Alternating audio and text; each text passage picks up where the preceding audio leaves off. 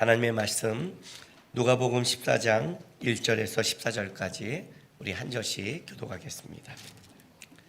안식일에 예수께서 한 바리새인 지도자 집에 떡 잡수시러 들어가시니 그들이 엿보고 있더라.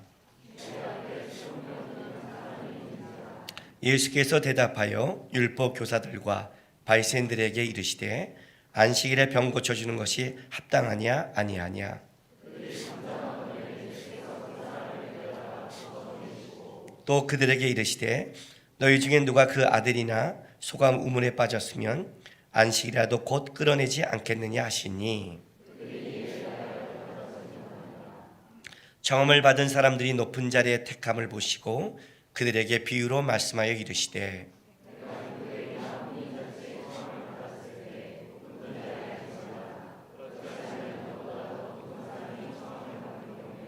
너와 그를 청한 자가 와서 너더러 이 사람에게 자리를 내주라 하리니 그때 내가 부끄러워 끝자리로 가게 되리라.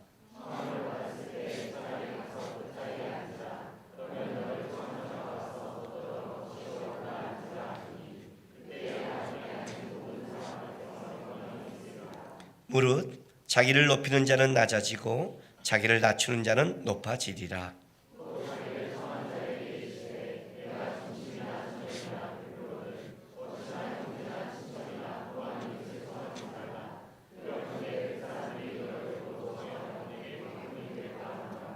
잔치를 베풀거든 차라리 가난한 자들과 몸 불편한 자들과 저는 자들과 맹인들을 청하라.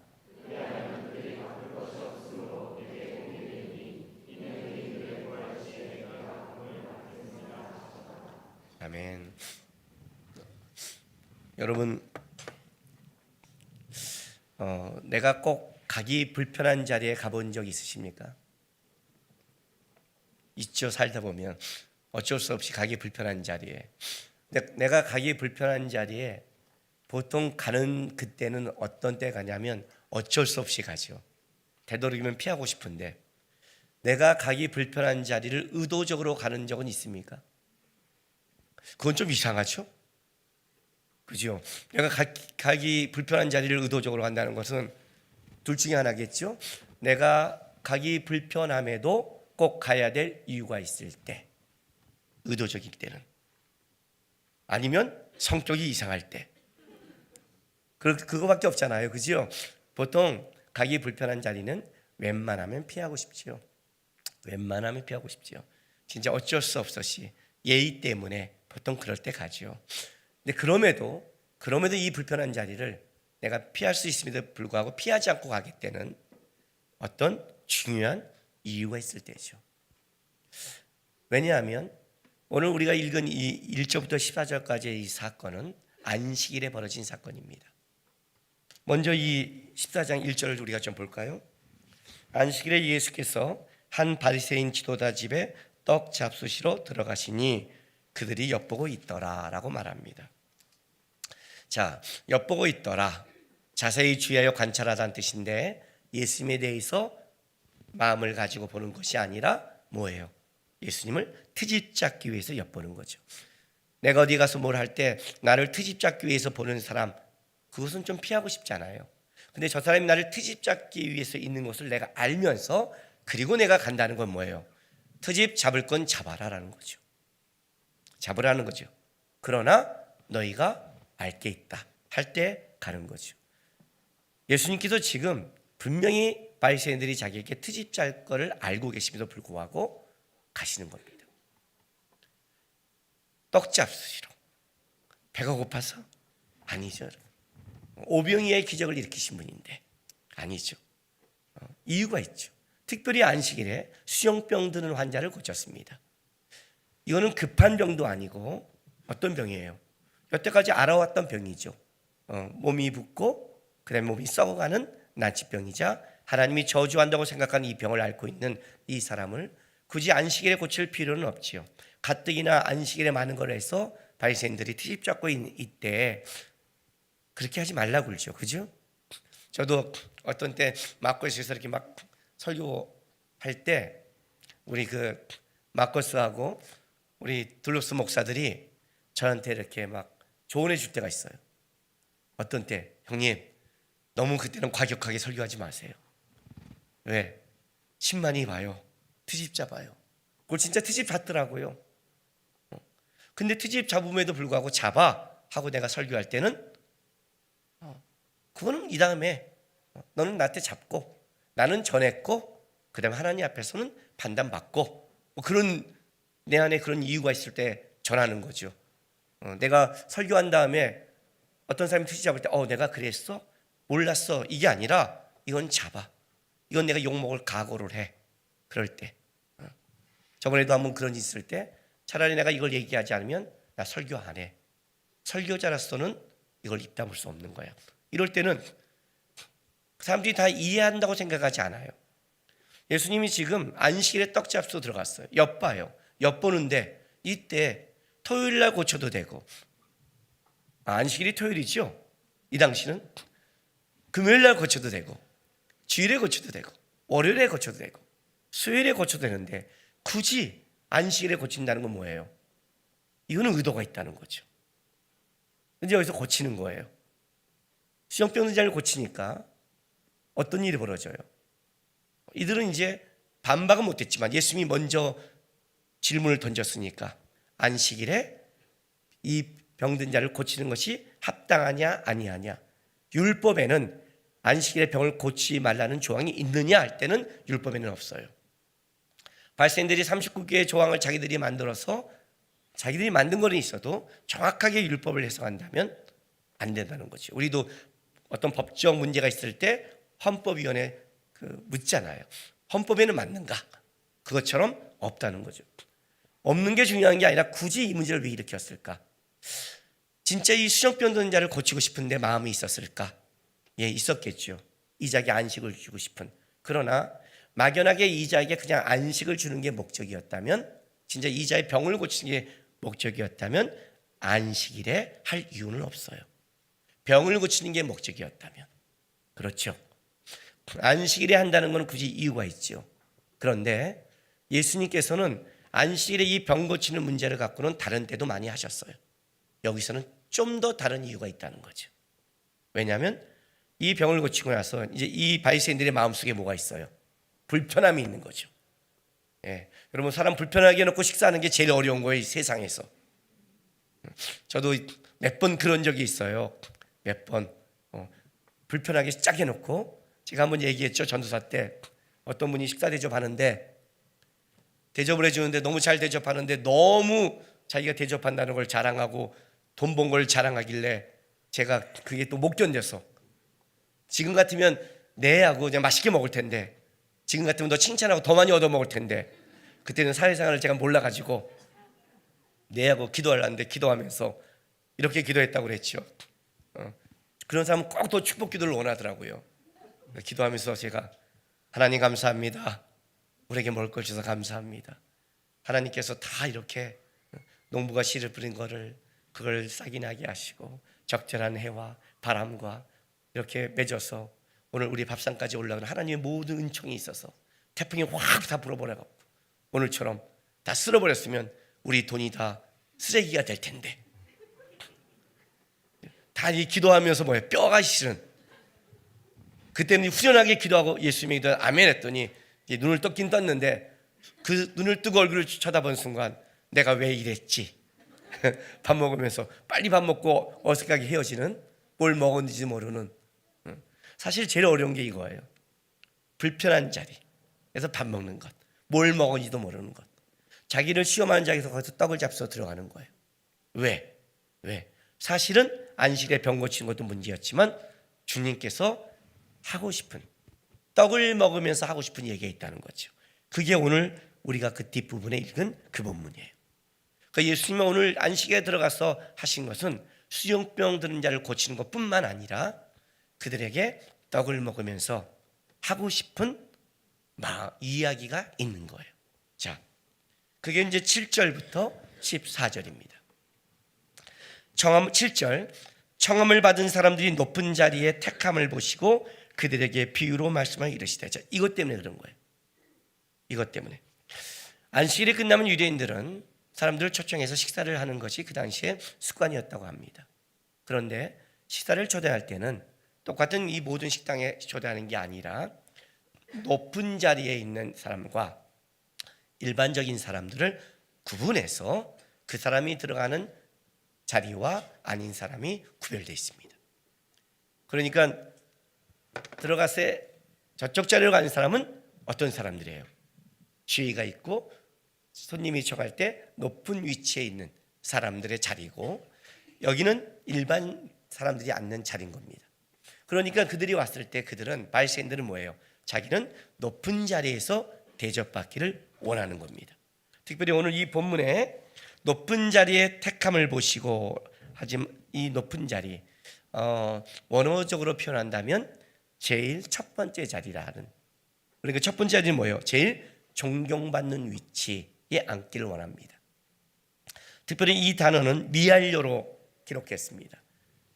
미알료란 건 뭐냐면 뭐예요? 계속해서 그들은 제일 첫 번째 자리에 앉으려고 노력하고 있다. 딱 왔을 때 제일 높은 자리에 앉으려는 이 싸움을 하는 거예요. 항상 대접받을 때 하는 거죠. 그리고 내가 어디에 초청을 받을 때 자기는 높은 자리에 가려는 것을 생각하고 간다는 거죠. 이게 이제 이들 안에 안식일을 위해 식사를 초대한 것이 그들의 습관인 것처럼 이들의 머리에는 가면 높은 자리에 앉는 것도 그들이 갖고 있는 마음의 속에 있는 거예요.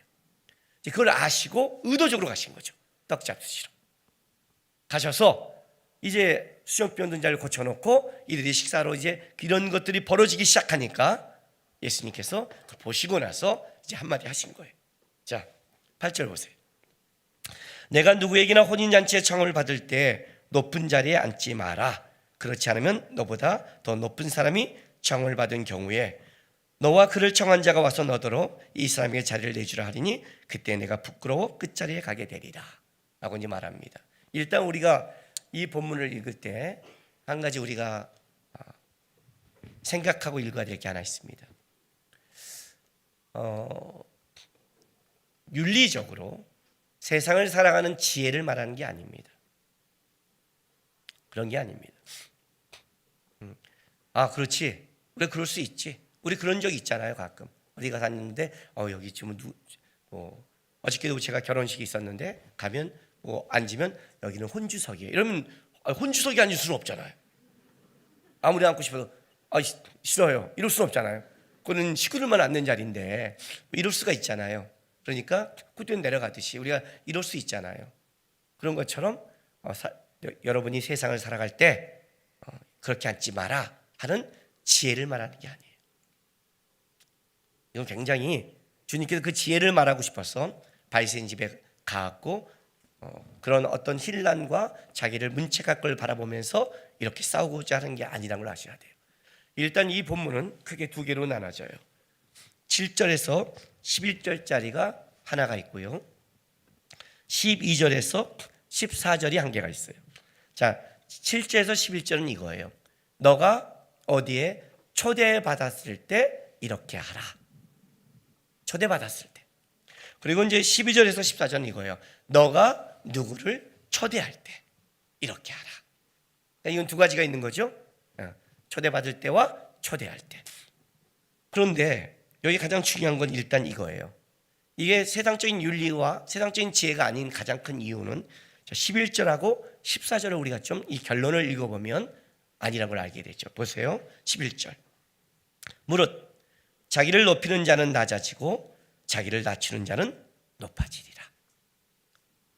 14절. 그리하면 그들이 갚을 것이 없으며 내게 복이 되리니 이는 의인들이 부활 시에 내가 갚음을 받겠음이라 하시더라. 자, 재밌는 건 뭐냐면 이거예요. 11절 14절에 얘기한 건 어떤 거냐면 너희가 살아갈 때 이런 것이 지혜롭다가 아니라 너희가 살아가는 이 모든 것이 마지막 날 심판을 받게 될 것이다라는 거예요. 심판을 받게 될 것이다. 그러니까 너희가 살아가는 것은 그냥 대충 살아가는 게 아니다.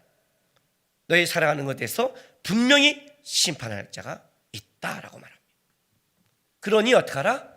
심판할 자를 생각하고 그 결과를 생각하고 하라. 결과를 생각하라. 그냥 내가 가서 높은 자리에 앉지 앉으면 앉는 거고 아니면 많을 거고 말하면 그때 뒤에 가는 거지 하는 게 아니라 하는 게 아니라, 내가 손님을 초대할 때 내가 좋아하는 사람 이렇게 하는 거지 하는 게 아니라, 너가 어디 갔을 때, 초대받고 왔을 때나 너가 초대할 때 중요한 게 있다. 그냥 살아가는 게 아니다. 하나님이 심판할 것이다. 심판할 것이다. 이 14절 보세요. 14절은 이렇게 말하죠. 의인들이 부활 시에 내가 갚음을 받겠습니다. 의인들. 의인은 악인과 대비되는 존재죠. 악인과 대비되죠. 하나님이 너희를 의인으로 불렀을 때, 쉽게 말하면 예수 안 믿는 자들이 아니죠. 하나님이 너를 불렀을 때, 그때 어떻게 한다? 너희의 삶이 하나님 앞에 심판받을 것이다. 그러니 너희는 이렇게 알아요. 이것 때문에 가신 거예요. 왜? 하나님 앞에 살아갈 삶을 가르치기 위해서 예수님께서 자기를 책 잡으려는 자를 아시고 안식일에 가서 수종병 자를 고치시면서 안식을 주시면서 하나님이 너에게 원하는 것이 무엇인가를, 특별히 이런 지금 식사를 하고 있는데 이 식사를 뭘로 연결하냐면 보세요. 자, 8절 보세요. 내가 누구에게 혼인잔치의 청음을 받았을 때라고 말합니다. 혼인잔치라고 합니다. 여기는 지금 식사를 하고 있는데 혼인잔치라고 합니다. 결혼식만 말하는 걸까요? 그렇지 않습니다. 요한복음 2장이 어떻게 시작한다 했죠? 요한복음 2장 첫 번째 이적은 가나의 혼인잔치로 시작합니다. 예수님이 왜 첫 번째 이적을 가나의 혼인잔치로 했을까요? 왜 첫 번째 이적을 혼인잔치에 가서 포도주를 만들어주는 걸로 이적을 행했을까요? 혼인잔치가 귀해서? 아니죠, 여러분. 그게 아니죠. 요한복음 2장을 시작할 때 첫 번째를 혼인잔치로 시작하지만 나중에 요한계시록에 가면 혼인잔치를 또 얘기합니다. 실제 우리는 나중에 주님과 혼인잔치하는 우리는 신부로 들어가는 겁니다. 신부로 들어가는 겁니다. 무슨 말이냐면 너희가 이 다음에 하나님 앞에 갔을 때 그 얘기를 지금 하는 겁니다. 혼인잔치에 청함을 받았을 때, 하나님 너를 초청했을 때 그 얘기를 하는 거예요. 지금요. 보세요. 높은 자리에 앉지 말라. 손님이 스스로 상석에 가서 앉지 말라는 거예요. 손님은. 왜? 그렇지 않으면 너보다 더 높은 사람이 청을 받은 경우에 너와 그를 청한 자가 와서 너에게 이 사람에게 자리를 내주라 하리니 그때 내가 부끄러워 끝자리로 가게 되리라. 자, 너와 그를 청한 자. 뭐예요? 누가 너를 초청했을 때 주권자가 너가 아니라 주인이라는 거예요. 그렇죠? 재밌는 건 뭐냐면 원어에는 주인이 강조되고 있어요. 주인이 굉장히 강조되고 있어요. 초청했을 때의 주권자는 네가 아니라는 거예요. 초청했을 때의 주권자는 주인이라는 거예요. 너가 이 땅을 살아갈 때 중요한 게 있다는 거예요. 주인이 어떤 판단을 하고 있냐가 중요한 거지, 네가 스스로 생각하기에 내가 이 정도면 됐다는 네 판단이 중요하지 않다는 거예요. 잘못해서 네가 나는 이 정도 받을 자격이 있어 가운데 앉아버렸는데 어떻게 되는 거예요? 주인이 아닙니다 하면 그건 아닌 거라는 거죠. 판단을 네가 하지 말라는 거예요. 자, 10절 보세요. 청함을 받을 때 차라리 가서 끝자리에 앉으라. 그러면 너를 청한 자가 와서 너더러 버치어 올라와 앉으라 하리니 그때야 함께 앉은 모든 사람 앞에 영광이 있으라. 참, 이건 굉장히 지혜로운 거예요. 굉장히 지혜로운 거예요. 너가 이 땅을 어떻게 살아가야 되니? 어떻게 살아가야 되는 거예요? 청한 자로 하여금 너를 스스로 높이도록 만들라는 거예요. 지혜죠? 지혜죠. 하나님이 우리를 높이도록 만들어라. 세상을 살아가면서 뭐가 지혜냐면 하나님이 제게 복을 줄 수 없을 존재로 하는 거예요. 하나님이 제일 버리면 안 되는 거예요. 그게 지혜라는 거예요. 네 스스로 네가 높아졌다고 생각하는 순간 어떻게 돼요? 하나님이 아니라면 아닌 거잖아요. 아닌 거죠. 아니, 난 높임만 받을 만한데. 어저께 결혼식이 있었어요. 토요일 날. 자, 제가 주례하러 갔어요. 어디에 앉아야 될까요? 주례인데. 물론 저 앞에 치료석이 있지만 그거는 이제 시작하기 한 2분 전에 올라가야지. 그 처음부터 앉아 있으면 민망해요. 앉아 있는 게 너무 경건하게 앉아 있어야 되고, 사람들도 볼 게 없으니까 줄에 막 봐요. 누구지 하고. 그래서 저도 난처해서 밑에 앉아 있어요. 밑에 어디 앉아 있을까요? 어저께 우리가 딱 먼저 앉은 자리가 있어요. 앞에 바로 그 밑에 앉자마자 누가 그런 말해요. 잠깐만, 혹시 여기 혼주석 아닐까? 그잖아요. 여러분, 내가 아무리 주례지만 다른 사람이 왔을 때 아니 여기 저 주례입니다. 그러면 모든 사람이 저 인정해 줄 거 아니에요. 주례는. 그러나 아무리 주례지만 어떻게 혼주의 부모님보다 앉을 수는 없는 거 아니에요. 혼주의 가족보다 거기 있으면 안 되잖아요. 여기는 혼주석입니다. 그러면 그거는 가족이지 주례도 내려와야 되는 거 아니에요. 나는 그래도 못해요. 주례예요. 안 할 거예요. 그럴 수는 없잖아요. 근데 우리 거기 있는 사람이 이제 물론 거기에 주례석이 아니었어요. 저기 혼주석이 아니었어요. 그래도 우리가 다음으로 낮췄어. 거기 딱 앉으니까 굉장히 마음이 편해지는 거예요. 적어도 여기는 더 이상 밀려가지 않을 것이다. 그리고 왔을 때 여기는 주례라고 그러면 일찍 나가야 되니까 버티겠다. 여러분, 세상 사는데도 눈치가 있어요. 영적으로도 눈치가 있으라는 거예요. 영적으로도 좀 눈치 좀 있으라는 거예요. 내가 하나님 앞에 이만큼 했을까? 영적으로 눈치 없는 자가 누군지 알아요? 그게 마태복음 7장이에요. 주여, 내가 주의 이름으로 귀신을 쫓았습니다. 주의 이름으로 선지자노를 했습니다. 주의 이름으로 많은 권능을 행했습니다. 이렇게 말을 해요. 제가 제 식대로 말할까요? 하나님, 내가 주님의 이름으로 설교를 했고 주님의 이름으로 선교했습니다. 천국 가면 주님의 이름으로 선교하고 주님의 이름으로 설교한 자가 얼마나 많을까요? 그지요? 나는 어디에 쓸까요? 보이지도 않을 걸요 아마? 지금 이 순간에도 주님의 이름으로 설교하고 주님의 이름으로 선교한 자가 이 순간에도 수만 명이 될 텐데, 이 시대가 아니라 아브라함부터 끝까지 가는 시대인데 얼마나 될까요, 인원이? 내가 주의 이름으로 헌금했습니다. 예수 믿는 사람 다 했어요, 여러분. 몽창이에요. 몇 억이 될걸요? 순위가 몇 번일까요? 내가 주님으로 능력을 행했습니다. 주님으로 살아가는 사람은 모두 주님의 이름으로 능력을 행해요. 여러분의 이름을 할 것 같아요? 오늘 반주하고 있어요. 자기 능력이라고 생각하세요? 아멘 한 순간 손가락 뚝 나갈 수 있어요. 뭔 소리 하는 거예요 지금? 제 목소리 몰라요 지금? 예? 주님이 요거 하면 건들면 끝이에요. 내가 얼마나 공부했어? 얼마나 능력이 있어? 이거 하나 잡으면 말을 못하면 끝이에요. 그냥 뭘 전해요? 전하긴. 모두가 주님이 주신 능력이에요. 착각했죠. 그 정도면 주님 앞에 상 받으려고 생각했죠. 주님의 이름으로 귀신을 쫓고 능력을 행했고, 그죠? 선전을 했습니다. 근데 그것도 불법이래요. 그렇죠? 불법이래요. 영적인 눈치가 없었어요. 영적인 눈치가. 내가 주님 앞에 얼마나 헌신하는데, 우리가 얼마나 기도할 때 눈치가 없어요. 얼마나 기도할 때 이렇게 말하잖아요. 주님, 내가 주님 앞에 얼마나 헌신했는데요, 얼마나 기도했는데요, 얼마나 내가 섬겼는데요, 얼마나 열심히 예배했는데요, 내 삶이 왜 이래요? 그게 주님 앞에 높임을 받을 수 있는 자격이라고 생각하는 거죠 지금. 그죠? 그래서 그런 기도를 하는 거죠. 억울하죠. 왜? 자기는 이 정도 했으면 높임 받으라고 생각했는데 하나님이 내 삶은 그렇게 끌어가지 않으니 억울하죠. 억울한 거예요 지금. 그 얘기하는 거예요 다. 영적 눈치가 없는 거죠. 아니다, 이렇게 하라. 네가 높다고 생각하지 말고 어떻게 하라? 하나님이 너를 높이도록 하라.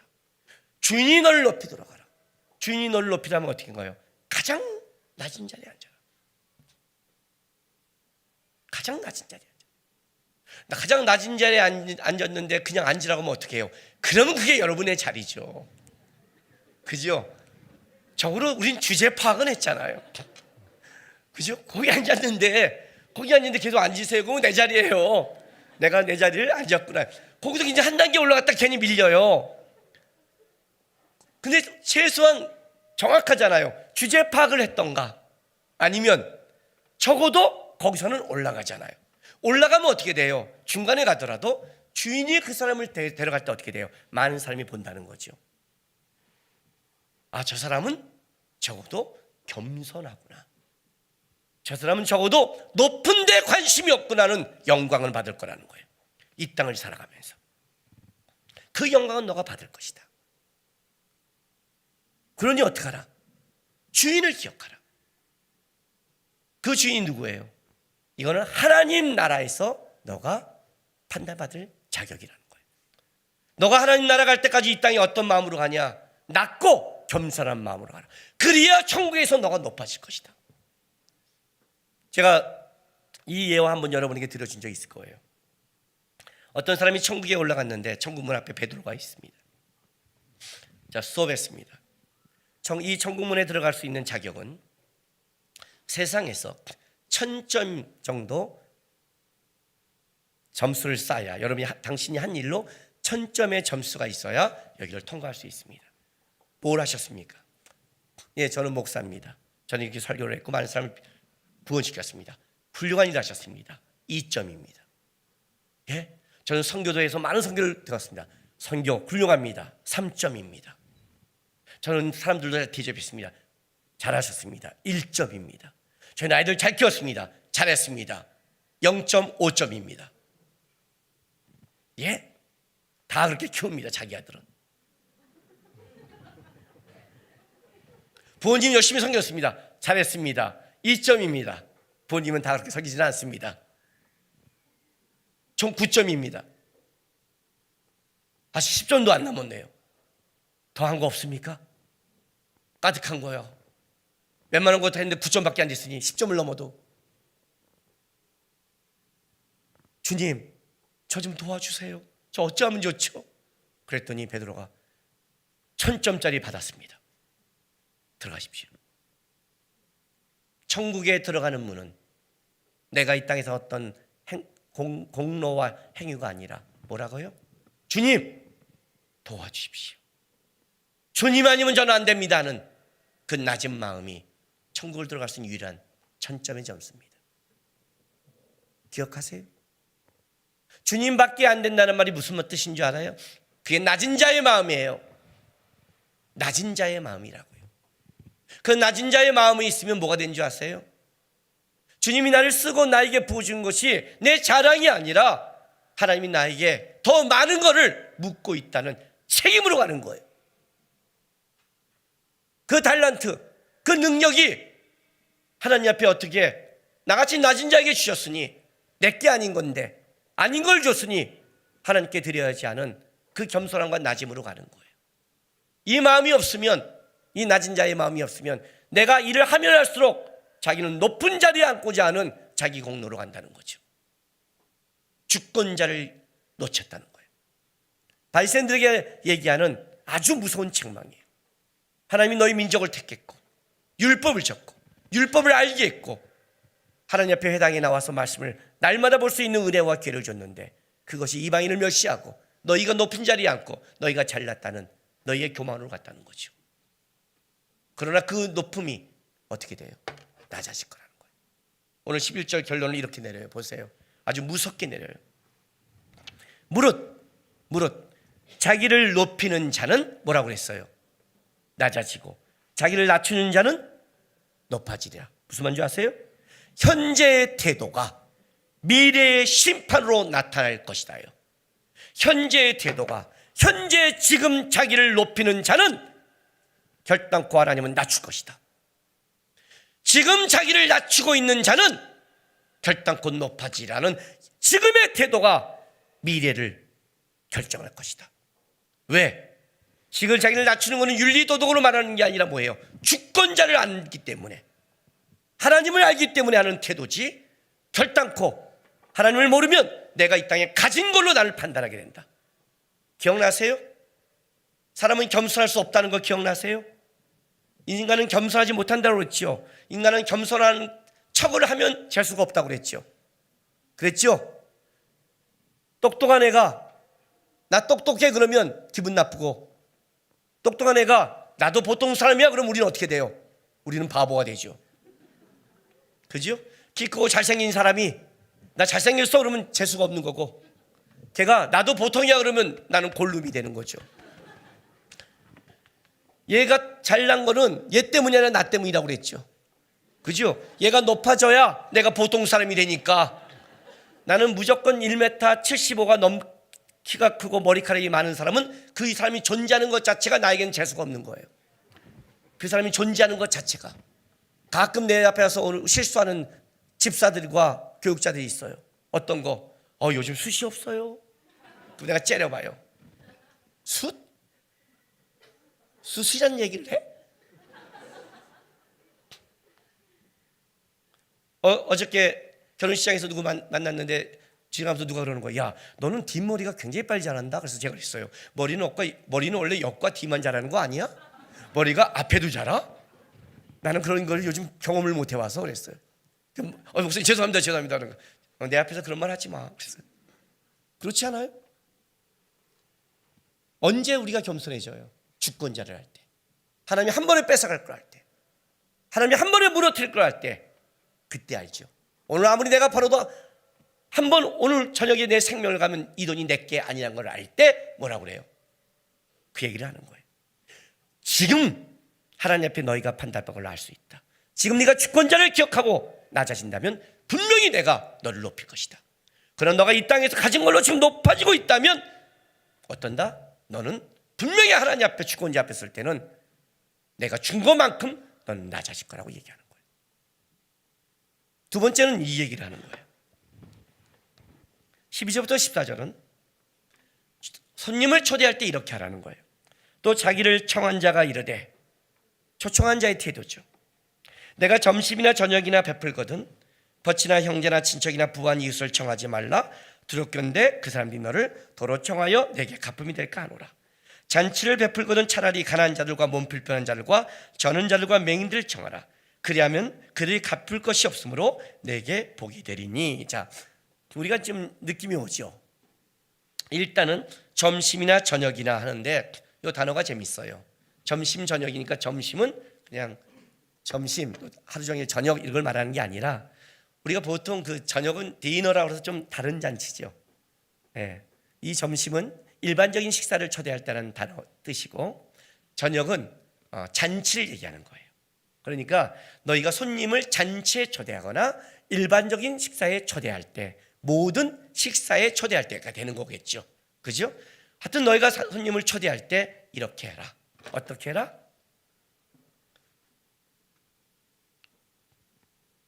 형제나 벗이나 친척이나 부한 이웃을 청하지 말라. 야, 가족 식사 사라졌어요. 형제 하지 말라니까. 이제 가서 형제에게 오늘로 너는 식사 초대 안 한다. 주님이 하지 말랬다. 또 본문 적용 이렇게 하는 거죠, 우리. 그죠? 네. 벗이나 왜 하지 말랄까요? 하지 말랄까요? 이런 거죠. 여기 갖고 있는 하는 의도가 있죠. 너가 누구를 초청할 때 뭐예요? 보답받기 위해서 하지 말아요. 가진 자는 보답했잖아요. 그러니까 이렇게 하지 마세요. 꼭 이런 사람이 있어. 저 싫어요. 청년 때도 이렇게 민감한 친구들 만나면 이래요. 뭐 하다 보면, 야, 나는 저번에 너 때 밥 샀는데 왜 너 나한테 밥 안 사? 그러면 걔한테 밥 얻어먹을 때마다 얻어먹는 걸 제가 세야 돼요. 사야 되니까. 보답받기 위해 하지 말라는 거예요. 왜? 보답받기 위해서 하면 이 땅에서 보답을 받았잖아요. 그러니까 상이 없다는 뜻이에요.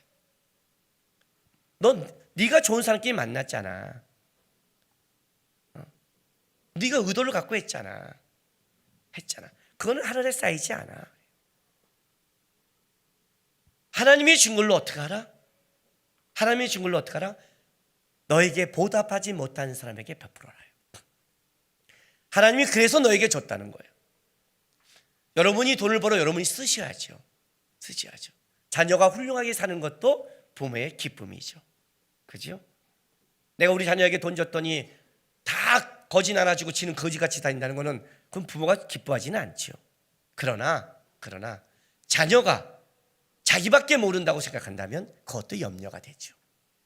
그렇죠? 하나님이 나에게 준 것 멋있게 살아야죠. 멋있게 쓸 줄 알아야죠. 멋있게 해야죠. 세상 사람과 똑같다면 그게 어떻게 다르겠어요? 세상 사람과 다른 게 뭐예요? 그게 보답받지 않은 거예요. 세상 사람은요, 구제를 해도 자기 만족을 위해 해요.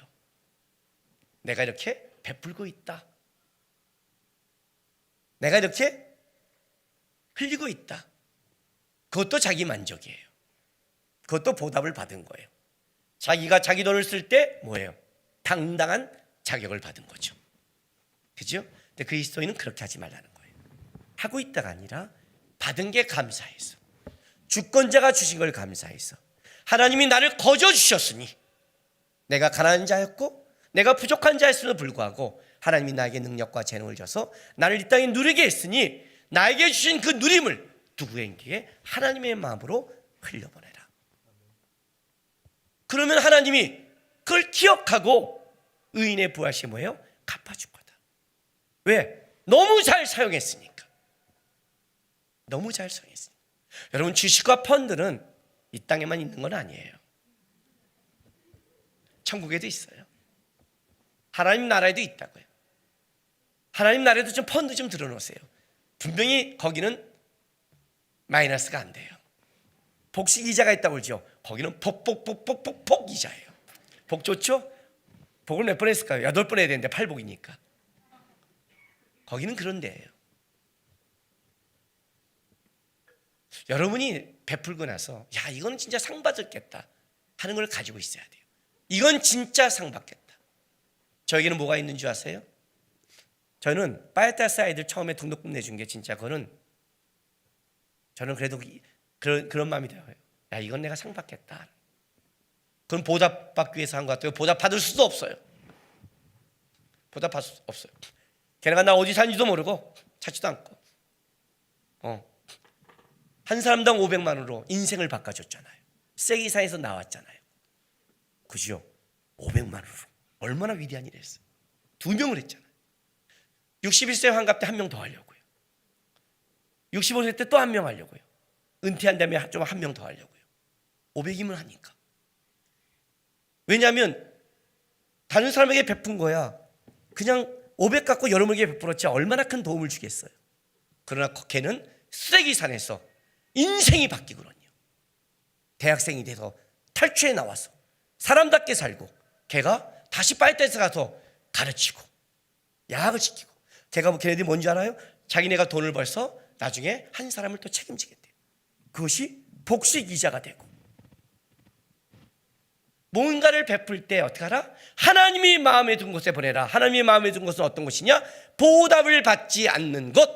그러나 하나님이 그거를 보답해 주겠다고 약속하신 곳. 너희가 이 땅에 누군가 베풀거나 초대받을 때 기억해라. 뭐를? 하나님을, 주권자를, 하나님의 나라를 기억해라. 하늘의 것을 기억하고 쌓아가라. 그러면 너는 하늘에 가면 칭찬받을 거고 의인으로서 보답받을 것이다. 그러나 너희가 땅의 것에 대접받기 원하고 땅의 것에서 보답받기 위해 살아간다면 너는 분명히 땅에서 대접받을 것이다. 땅에서 보답을 받을 것이다. 왜? 보답받는 자에게 대접했으니까 보답을 받을 것이다. 그러나 내가 분명히 말한다. 하늘에서는 대접받지 못할 것이며 하늘에서는 높아지지 않을 것이다. 예수님이 지금 마지막 예루살렘을 향해 가고 있는 거예요. 마지막 예루살렘을 향해 가면서 성도의 태도와 자세를 가르치고 싶은 거예요. 안식일에, 진정한 안식은 주님 만날 때예요. 진정한 혼인잔치는 주님 만날 때예요. 그날이 오면, 그 안식이 오면 수정병 든 자가 나을 것이고 회복이 될 것이며, 그 회복이 되는 그날에는 지금 주님 바라보며 주권자입니다 낮추고 산 자를 내가 높아지게 할 것이며, 너가 보답받지 않고 남에게 베푸는 것을 내가 너를 보답해 준 그날이 있을 것이다. 그날을 기억하면서 억울해하지 말고 못 받는다고 원망하지 말고, 그 사람이 나를 못하면 낙담하지 말고 어떻게 한다? 하나님이 더 깊게 쌓고 있구나, 기억하고 있구나 하면서 신앙인이 신앙이다운 삶을 그냥 살아가세요. 아셨어요? 이 땅에서 받으려 하니까 억울한 거고, 이 땅에서 보답받으려니까 답답한 거예요. 그런데 통장 보면 그냥 기분 좋잖아요. 쓰지 않아도 기분 좋잖아요. 그죠? 서로 경험을 안 해봐서 이러나요? 우리가 지금 내가 예화를 잘못 들었나요? 통장을 보면 요즘 기분 나빠요? 그렇죠? 그 돈이 쌓여가는 기쁨이 있죠. 천국도 쌓여가는 기쁨이 있어요. 하늘나라의 것을 바라면서 이 땅에서 분명히 약속한 하나님의 언약의 말씀을 기억하면서 성도답게 베푸시고 성도답게 낮아지시고 성도답게 살아가는 여러분 되시기를 바랍니다. 기도합시다.